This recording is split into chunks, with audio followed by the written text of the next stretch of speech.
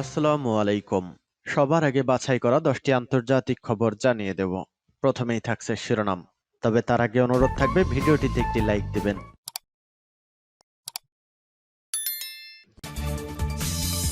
জানিয়ে দিব হাতে থাকা সর্বশেষ আপডেট আন্তর্জাতিক সংবাদ। প্রথমেই সংবাদ শিরোনাম। হঠাৎ জর্ডান সীমান্তে গর্ত খুঁড়ছে ইসরায়েলি সেনাবাহিনী। এরপর জানিয়ে দিব হিজবুল্লাহ ও ইসরায়েল অস্ত্রবিরতি চুক্তিকে স্বাগত বিশ্ব নেতাদের। এদিকে ভারতে জামা মসজিদ ঘিরে সংঘর্ষের দুদিন পরে যে চিত্র দেখা গেছে। আরও জানিয়ে দিব রোহিঙ্গা নির্যাতন, মিয়ানমারের জান্তা প্রধানের বিরুদ্ধে গ্রেফতারি পরোয়ানার আবেদন। সর্বশেষ জানিয়ে দিব চিন্ময় দাস ইস্যুতে যা বলছে ভারতের কংগ্রেস পার্টি। এতক্ষণ শুনছিলেন সংবাদ শিরোনাম, এবারে বিস্তারিত। তবে অনুরোধ থাকবে ভিডিওটিতে একটি লাইক করবেন এবং কমেন্ট করে জানিয়ে দিবেন কোন জেলা থেকে আপনি আমাদের এই ভিডিওটি দেখছেন। হঠাৎ জর্ডান সীমান্তে গর্ত খুঁড়েছে ইসরায়েলি সেনাবাহিনী। ইরানের মাটিতে ইতিহাসের প্রথমবারের মতো ইসরায়েলে হামলার সময় তেল আবিবের পাশে দাঁড়িয়েছিল জর্ডান। এমনকি ইরানের ছড়া ক্ষেপণাস্ত্র ভূপাতিতও করেছিল তারা। অথচ সেই জর্ডান সীমান্তে এবার নতুন পরিকল্পনা নিয়ে এগোচ্ছে ইসরায়েল। সোমবার 25শে নভেম্বর দেশটির প্রতিরক্ষামন্ত্রী ইসরায়েল কাৎজের ঘোষণা, এই অঞ্চলে নতুন করে উত্তেজনা দেখা দিয়েছে। মুসলিম দেশ হলেও ইসরায়েলের প্রতি জর্ডানের সফট কর্নার আছে। তবে ইসরায়েল কিন্তু জর্ডানকে বন্ধু হিসেবে দেখে না, আর তাই এবার জর্ডানের সীমান্তে বেড়া দেওয়ার পরিকল্পনা প্রকাশ করেছে দেশটি। কিছুদিন আগে প্রতিরক্ষা মন্ত্রীর দায়িত্ব পাওয়া কাজ সে কথাই জানিয়ে দিলেন স্পষ্ট ভাষায়। জর্ডানের সঙ্গে সীমান্ত এলাকায় খুব দ্রুত বেড়া দেওয়া হবে। অধিকৃত জেরুজালেমে ইসরায়েলি সেনাবাহিনীর কেন্দ্রীয় কমান্ডের সদর দপ্তরে গিয়ে এমন মন্তব্য করেন কাজ। গেল সেপ্টেম্বরে আলেনবাই ব্রিজ ক্রসিংয়ে চাপা দিয়ে 3 ইসরায়েলিকে হত্যা করেন এক জর্ডানি ট্রাক চালক। এরপর থেকেই আলাদা একটি বেড়া দেওয়ার দাবি জোরালো হয়। এর আগেই ইসরায়েলি প্রধানমন্ত্রী বেনিয়ামিন নেতানিয়াহু মিশরের মতো করে জর্ডানের সীমান্তেও বেড়া দেওয়ার কথা জানিয়েছিলেন। এরপর থেকেই ইসরায়েলের সেনাবাহিনী জর্ডান সীমান্তে গর্ত খোঁড়া শুরু করে। হিজবুল্লাহ ইসরায়েল অস্ত্রবিরতি চুক্তিকে স্বাগত বিশ্ব নেতাদের। ইসরায়েল ও লেবানন ভিত্তিক প্রতিরোধ আন্দোলন হিজবুল্লাহ 13 মাস ধরে চলা সংঘাতের পর অস্ত্রবিরতি চুক্তিতে স্বাক্ষর করেছে। এই চুক্তিকে স্বাগত জানিয়েছেন বিশ্ব নেতারা। অস্ত্রবিরতি চুক্তিটি ইসরায়েলের মন্ত্রিসভা মঙ্গলবার অনুমোদন করে। বুধবার সকাল 10টা থেকে তা কার্যকর হয়। চুক্তিকে স্বাগত জানিয়ে ব্রিটিশ প্রধানমন্ত্রী কেয়ার স্টারমার বলেছেন, হিজবুল্লাহ ও ইসরায়েলের মধ্যে অস্ত্রবিরতি চুক্তি সাধারণ জনগণের মধ্যে কিছুটা হলেও স্বস্তি ফিরিয়ে এসেছে। একই সাথে তিনি গাজায় যুদ্ধবিরতি চুক্তিরও আহ্বান জানান। যুক্তরাষ্ট্রের বিদায়ী প্রেসিডেন্ট জো বাইডেন চুক্তিকে স্বাগত জানিয়ে বলেছেন, উভয় পক্ষকেই শান্তির লক্ষ্যে চুক্তি মেনে চলতে হবে। কোনোভাবেই যাতে চুক্তি লঙ্ঘন না হয় সেদিকে উভয়কে দৃষ্টি রাখতে হবে। ইসরায়েল প্রধানমন্ত্রী বেনিয়ামিন নেতানিয়াহু চুক্তি চূড়ান্ত করার জন্য মার্কিন প্রেসিডেন্ট জো বাইডেন এবং ফ্রান্সের প্রেসিডেন্ট ইমানুয়েল ম্যাক্রোকে ধন্যবাদ জানিয়ে বলেন, যদি হিজবুল্লাহ চুক্তি লঙ্ঘন করে তাহলে আমরাও আবার আঘাত হানতে বাধ্য হব।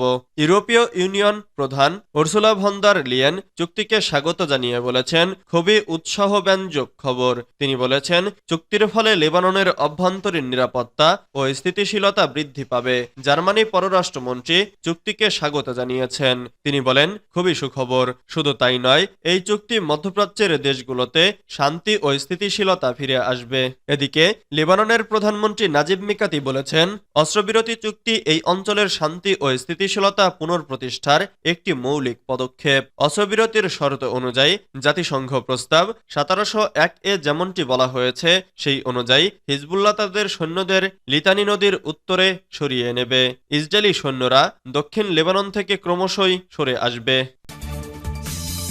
ভারতের জামা মসজিদ ঘিরে সংঘর্ষের দুদিন পরে যে চিত্র দেখা গেছে। ভারতের উত্তরপ্রদেশের সম্ভল শহরে শাহী জামা মসজিদের বাইরে পুলিশের বিপুল সদস্য মোতায়েন করা হয়েছে।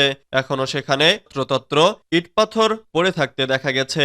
পুড়ে যাওয়া গাড়িগুলো সরানো হলেও ছাইয়ের চিহ্ন ছড়িয়ে ছিটিয়ে রয়েছে। ঘটনার সূত্রপাত হয়েছিল রোববার। আদালতের নির্দেশে ওই দিন সকালে জামা মসজিদে জরিপ চলাকালীন উত্তেজিত জনতা ও পুলিশের মধ্যে সংঘর্ষ বাধে। ওই ঘটনায় কমপক্ষে 4 জনের মৃত্যুর বিষয় নিশ্চিত হওয়া গেছে। 20 জনের বেশি পুলিশকর্মী আহত হয়েছেন। পুলিশ প্রশাসন জানিয়েছে, সহিংসতার ঘটনায় যে 4 জনের মৃত্যু হয়েছে তাদের নাম বিলাল, নাইম, কাইফ এবং আয়ান। নিহতদের পরিবারের অভিযোগ, পুলিশের গুলিতে মৃত্যু হয়েছে তাদের। তবে মোর্দাবাদ রেঞ্জের ডিআইজি মনিরাজ জি দাবি করেছেন পুলিশ গুলি চালায়নি। বিবিসি সংবাদদাতা সুমেধা পালের সাথে কথোপকথনকালে সম্ভালের এমপি জিয়াউর রহমান বার্ক পুরো ঘটনার জন্য পুলিশ প্রশাসনকেই দায়ী করেছেন। এদিকে নিরাপত্তার কথা মাথায় রেখে নিকটবর্তী জেলাগুলো থেকে পুলিশের অনেক সদস্য সম্ভালে এসেছে। সেখানকার রাস্তাঘাট জনশূন্য। পুলিশ ছাড়া মাত্র হাতে গোনা কয়েকজনকে যাওয়া আসা করতে দেখা যায়। স্থানীয় প্রশাসন সম্ভালে ইন্টারনেট পরিষেবা বন্ধ করে দিয়েছে। 1 ডিসেম্বর পর্যন্ত সম্ভালে বহিরাগত সমাজকর্মী এবং রাজনীতিবিদদের প্রবেশের বিষয়ে বিধিনিষেধ জারি করা হয়েছে। বন্ধ করে দেওয়া হয়েছে দ্বাদশ শ্রেণী পর্যন্ত স্কুলও। পুলিশের অবশ্য দাবি, সম্ভালের পরিস্থিতি নিয়ন্ত্রণে আনা হয়েছে। বর্তমানে সেখানে স্বাভাবিক পরিস্থিতি রয়েছে। রোহিঙ্গা নির্যাতন, মিয়ানমারের জান্তা প্রধানের বিরুদ্ধে গ্রেপ্তারি পরোয়ানার আবেদন। রোহিঙ্গা জনগোষ্ঠীর ওপর নির্যাতন চালিয়ে মানবতা বিরোধী অপরাধ সংঘটিত করার অভিযোগে মিয়ানমারের জান্তা প্রধান মিন অং হ্লাইং এর বিরুদ্ধে গ্রেফতারি পরোয়ানা জারির আবেদন জানিয়েছেন আন্তর্জাতিক অপরাধ আদালতের প্রসিকিউটর করিম খান। 3 বিচারক নিয়ে গঠিত আইসিসির একটি প্যানেল এ ব্যাপারে সিদ্ধান্ত নেবে। তারা দেখবেন মিয়ানমারের জান্তা প্রধানের বিরুদ্ধে গ্রেফতারি পরোয়ানা জারির মতো উপযুক্ত কারণ আছে কিনা। মিয়ানমারের এই জেনারেলের নেতৃত্বে রোহিঙ্গাদের ওপর ব্যাপক অত্যাচার নির্যাতন চালানো হয়েছে। এছাড়া লাখ লাখ রোহিঙ্গাকে বাংলাদেশের দিকে ঠেলে দেওয়া হয়েছে। প্রসিকিউটরদের আবেদনের পর আইসিসির বিচারকরা গ্রেফতারি পরোয়ানার ব্যাপারে কখন সিদ্ধান্ত নেবেন সে ব্যাপারে নির্দিষ্ট কোনো সময়সীমা নেই। তবে সাধারণত এমন আবেদনের 3 মাসের মধ্যে বিচারকরা সিদ্ধান্ত নিয়ে থাকেন। আইসিসির এই পদক্ষেপের ব্যাপারে মিয়ানমারের জান্তার সঙ্গে যোগাযোগ করেছিল বার্তা সংস্থা রয়টার্স, তবে তাৎক্ষণিকভাবে তারা কোনো মন্তব্য করেনি। গত সপ্তাহে করিম খানের অনুরোধের প্রেক্ষিতে দখলদার ইসরায়েলের প্রধানমন্ত্রী বেঞ্জামিন নেতানিয়াহু এবং সাবেক প্রতিরক্ষামন্ত্রী ইয়োব গ্যালান্টের বিরুদ্ধে গ্রেফতারি পরোয়ানা জারি করে আইসিসি। এই পরোয়ানা জারির কারণে যুক্তরাষ্ট্রের ব্যাপক চাপের মুখে আছেন তিনি।